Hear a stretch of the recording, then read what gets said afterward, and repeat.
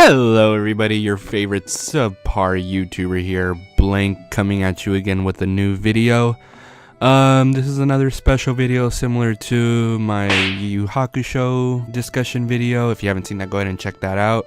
Link in the description. And yeah, so this is gonna be I guess the first impressions of Octopath Traveler. I'm about 10 hours in and I just wanted to talk about what I've done so far. So yeah, sit back, get some food, and enjoy the video. Roll it!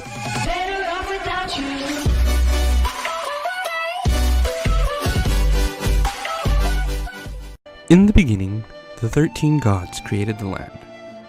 They shaped the mountains, filled the seas, gave life to mighty trees and myriad beasts. And then they created men, who would become masters of the land. Yet one god, Galdera, was too greedy to part with his creations, and so the 12 deities of good were forced into a desperate struggle with the cruel Galdera, lord of the most infernal magics. In the end, the conflict was brought to a close by Alfric the Flamebringer, lord of all that is holy. Alfric called astral fire down upon Galdera, sapping his strength, then sealed him away in the afterworld. This is the description of the world we're about to be immersed in for what I believe to be roughly the next 60 hours. Fun, right? Octopath Traveler is a game created and published by Square Enix and Nintendo for the Nintendo Switch. It is an interesting game to say the least.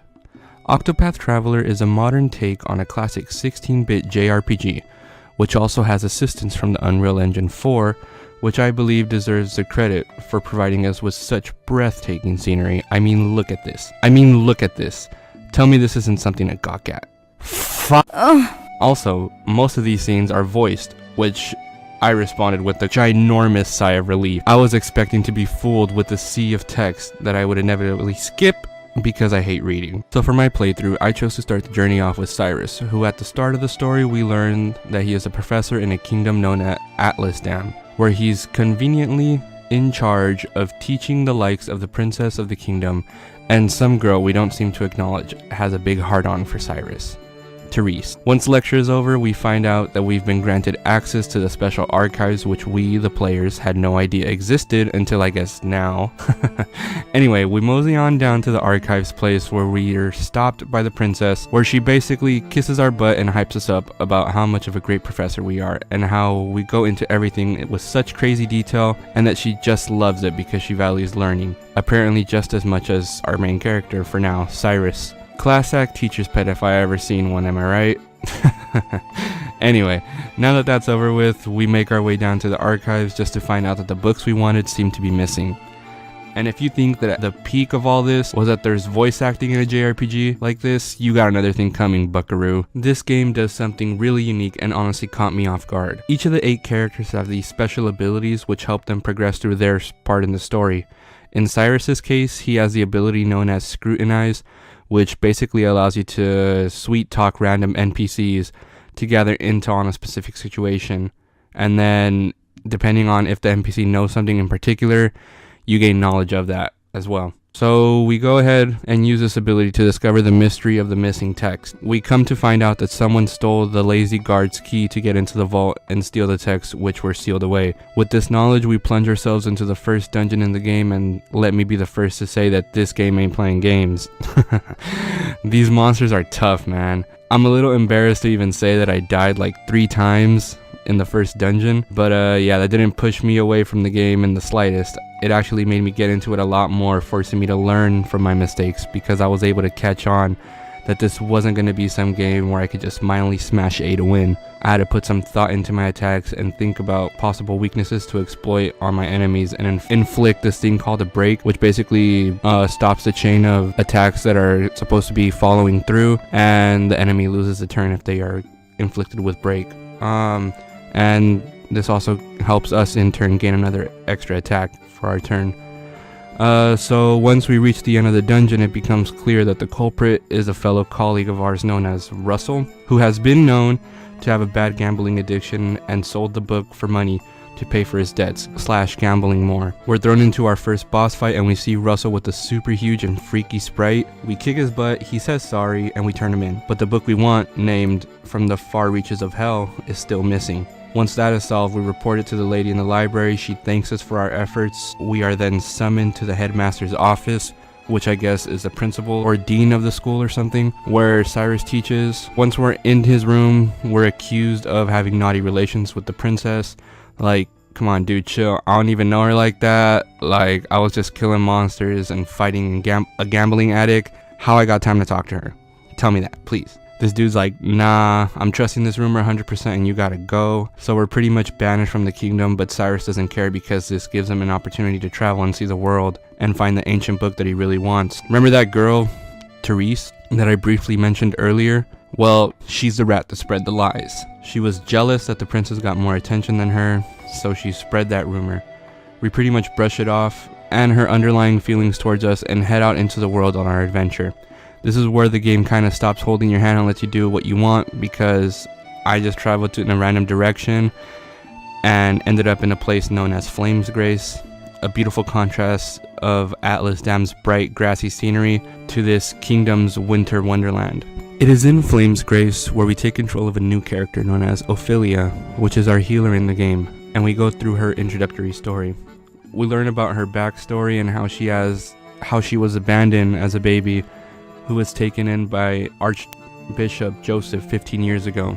Her and her little family reminisce about this and start to see how Ophelia for some odd reason doesn't feel as part of the family, even though she has no reason to. The conversation is cut short because old man Joseph starts coughing his lungs out. Sophie and her sister Liana tell her dad to call it quits for the day and take a nap, and that they'll handle preparations for the ceremony that's about to take place. This ceremony is said to be a very ancient one that happens once every 20 years, where someone is chosen to take a portion of fire from the eternal flame and light it in different spots around the world.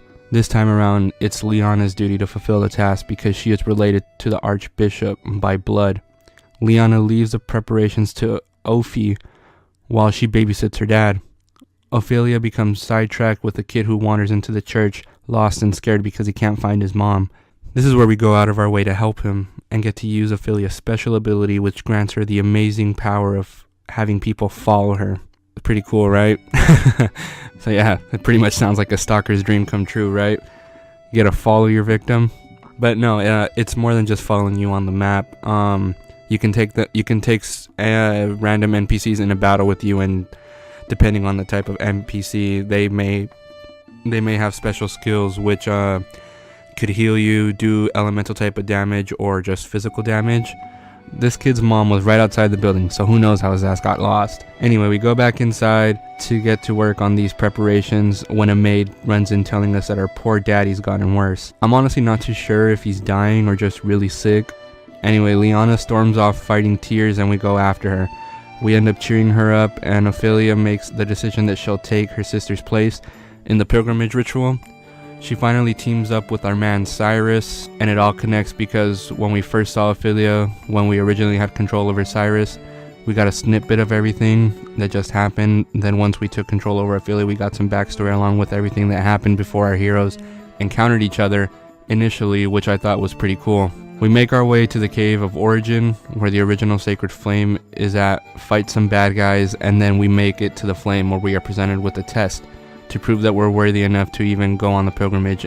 And again, I am reminded that this game does not mess around.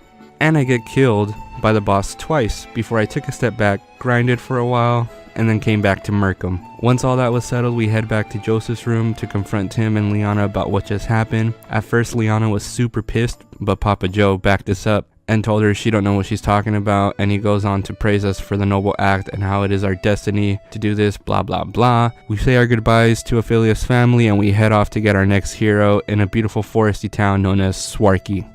In Swarky, we meet our next party member, Hannah, our ranged archer of the group. When we start her introductory character arc, we are taken back a year into the past, where we learn a little bit about her history of being a hunter and her love for nature.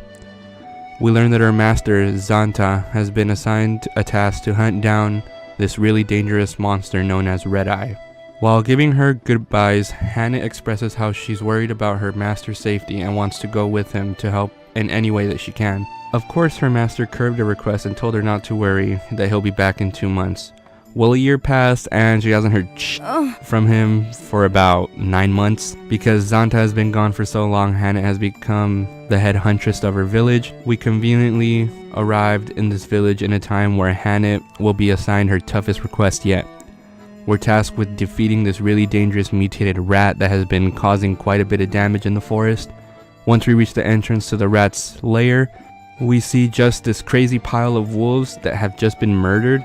In a fueled rage, we plunge our way into the depths of the forest and give the rat a good spanking. Once all is said and done, we return to the village where we're surprised with seeing Hagen, Xanta's dog and teammate. He's very stressed, and Hannah picks up on this very fast and begins to talk to the dog because she knows something is wrong since Hagen is here without his master.